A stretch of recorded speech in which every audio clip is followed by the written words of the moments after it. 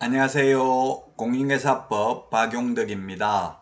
2022년 제33회 공인중개사 시험대비 모의고사 해설 강의입니다. 이번 시간은 에듀윌 제2회 모의고사 해설 강의를 하도록 하겠습니다. 문제 아주 좋게 되어 있는 것 같습니다. 1번 문제 용어의 정의입니다. 용어정의 해마다 시험에 용어정의는 출제되지요. 이 법에서만 쓰고 있는 용어를 말하는 것입니다. 틀린 것입니다. 1번 개업공개사에 소속된 공인중개사로서 중개업무를 수행하거나 또는 보조하는 자가 소속공개사입니다. 그 다음에 중개업은 의뢰, 보수, 업 3개가 들어가면 중개업입니다. 중개란 중개대상물에 대하여 거래 당사자 간의 매매, 교환, 임대차, 그 밖의 권리의 득실, 병리에 관한 행위를 알선하는 것을 말하고 법인의 사원으로서 중개업무를 수행하는 공인중개사도 소속 공인중개사입니다. 5번 개업공개사라 하면 이 법에 의해서 등록을 한 자입니다. 공인중개사로서 이게 X죠. 부칙개공은 공인중개사 아니잖아요. 그래서 5번이 틀린 정답이 되겠습니다. 부칙개공은 공인중개사가 아닙니다.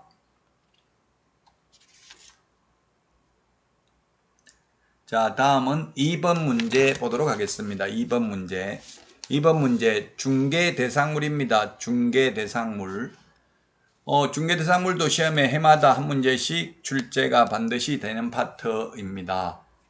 자, 중개상물이 해당되지 않는 것은 했는데 수분양자 1번, 수분양자, 피분양자는 같은 말입니다. 받을 숫자입니다. 몇 동 몇 호 누군지 나와 있는 것은 중개상물 됩니다. 근데 2번, 권리금은 중개상물이 아니죠. 그래서 2번이 정답이 되겠습니다. 권리금은 중개대상물이 아니라는 것은 중개상물이 아닌 것은 두 가지 종류가 있습니다. 아예 거래의 대상이 될 수 없어서 중개 개입 여지가 없는 게 있고요. 2번처럼 이 권리금은 꼭 개업공개사만이 중개를 업으로 할 수 있는 게 아니라 아무나 중개를 업으로 해도 된다는 취지가 되겠습니다. 중개대상물은 개업공개사만이 중개를 업으로 할 수 있는 대상물이 되겠습니다. 자, 그 다음에 미등기 건물, 무허가 건물 다 중개상물 됩니다. 압류, 가압류, 가처분 등기된 것, 분묘기지권 설정되어 있는 것, 사법상 제한만 있고 거래는 가능하므로 중개상물입니다. 허가구역 등 약 350개 모든 용도, 지역, 지구, 구역 다 중개상물 됩니다. 그 다음에 28개 지목이 양어장이든 목장용지든 공장용지든 다 중개상물 됩니다. 허가구역이면 허가받으면 됩니다. 공법상 제약만 있을 뿐입니다. 그래서 2번이 정답이 되겠고요. 자, 다음은 3번 문제입니다. 틀린 것입니다. 3번 틀린 것. 1번 자격 취소된 후 3년 지나지 않은 자는 보조원이 될 수 없다. 자격 취소되고 3년 지나지 않는 자는 취직도 안 되고 개업도 안 됩니다. 자, 그 다음에 국토부 장관이 직접 시험을 시행하려면 미리 사전에 정책심의원의 의결을 거쳐야 되고요. 그 다음에 자격정지 업무정지는 최대 6개월이기 때문에 6개월이 지났으면 결격사유에서 벗어났기 때문에 그만두고 다른 데가 취직할 수 있고 또 그만 안 두고 자기 회사 임원은 될 수 있겠죠. 어쨌든 최대 6개월이니까 결격사유에서 벗어났다는 취지의 문제가 되겠습니다. 자, 그리고 4번 다른 사람에게 자기의 성명을 사용하게 하는 것은 양도대여와 똑같습니다. 그래서 자격 취소가 아니라 양도대여는 자격 정지가 아니라 자격 취소죠. 그래서 4번이 틀린 정답이 되겠습니다. 5번 시도지사가 자격증 교부합니다. 자, 다음은 4번 문제입니다. 중개사무소 개설 등록에 관한 설명으로 틀린 것입니다. 특수법인은 고려하지 않았습니다. 자, 1번 지문. 자본금 5천만 원인 협동조합은 등록할 수 있다? 네, 그렇죠. 등록할 수 있습니다. 없다 해서 틀렸습니다. 지금 틀린 거 고르라고 했는데 없다 해서 X라고요? 있다고요? 등록할 수 있습니다. 상법상 회사 또는 협동조합 기본법으로서 자본금 5천만 원 이상이어야 합니다. 그래서 1번이 틀린 정답이고요. 2번 법인의 대표자를 제외한 임원 또는 사원 3분의 1 이상이 공인중개사이어야 합니다. 제외라는 것 주의하시기 바랍니다. 제외입니다. 포함이 아니고요. 그 다음에 상법상 주식회사가 개설 등록을 하려면 모든 임원 전원이 실무교육 받아야 됩니다. 자격증 없어도. 자, 그 다음에 소속공개사는 개설 등록 신청할 수 없다. 하려면 그만두고 해야 된다. 상도위에 어긋나는 거죠. 취직되어 있는 상태로 개업을 하면. 5번 등록관청은 등록을 하고 등록 신청을 받은 날부터 7일 이내 서면으로 통지해야 됩니다.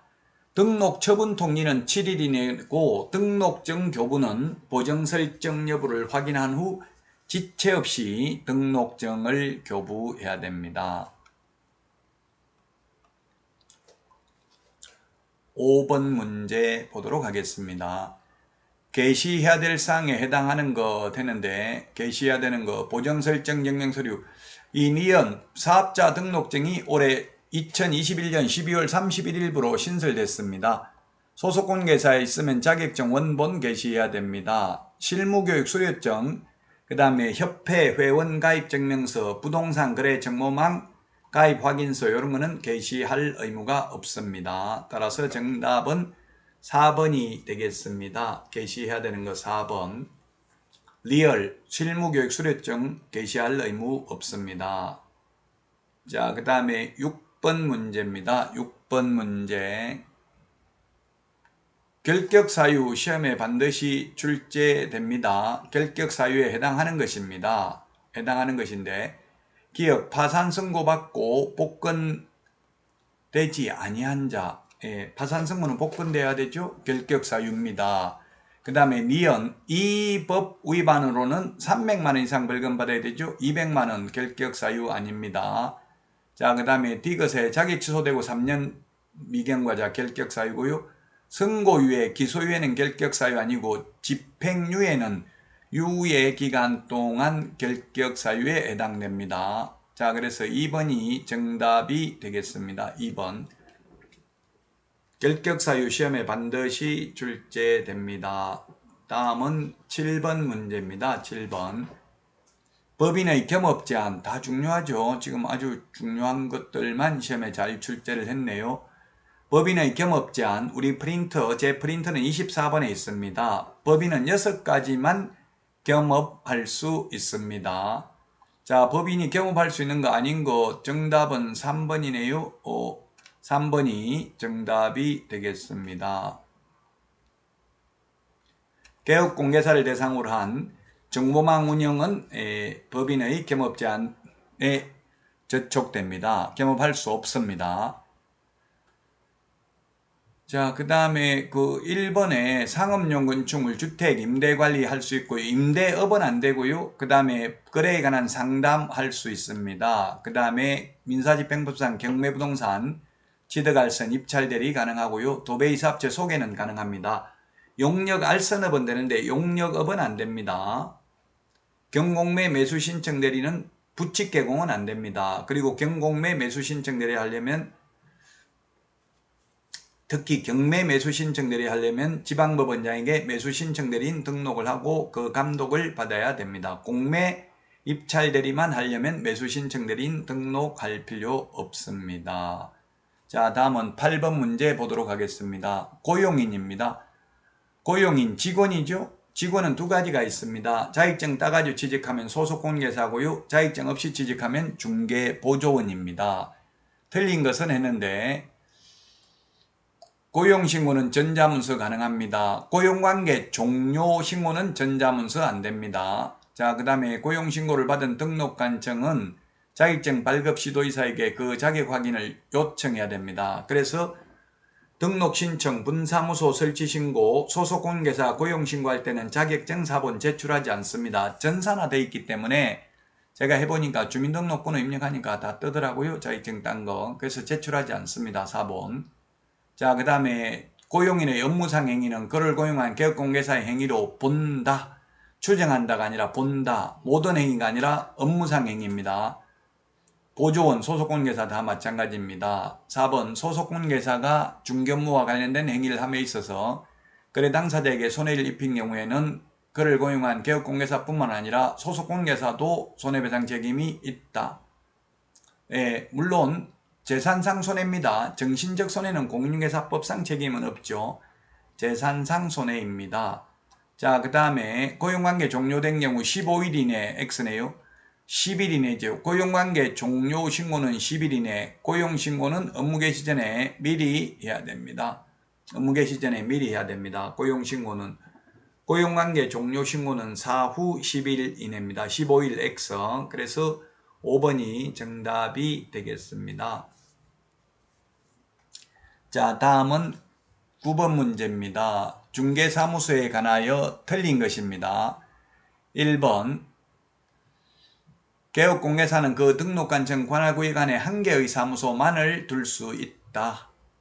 그렇습니다. 1등록 1사무소입니다. 하나밖에 둘 수 없습니다. 2번 다른 법률의 규정에 따라 중개업을 할 수 있는 법인, 소위 특수법인은 책임자가 공인중개사일 필요 없습니다. 특수법인은 등록 기준을 적용하지 않고 분사무소 책임자가 공인중개사이어야 한다는 규정을 적용받지 않습니다. 특수법인은 특별법에 의한 중개업을 할 수 있는 법인, 지역농협, 산업단지 관리기관, 지역산림조합, 한국자산관리공사 등이 있습니다. 즉 특수법인은 자격증 있는 사람이 한 명도 없어도 상관이 없다는 취지가 되겠습니다. 3번 등록관청은 분사무소 이전 신고를 받은 때에는 지체 없이 그 분사무소 이전 전 및 이전 후 소재지 관할 시장군수구청장에게 이를 통보해야 됩니다.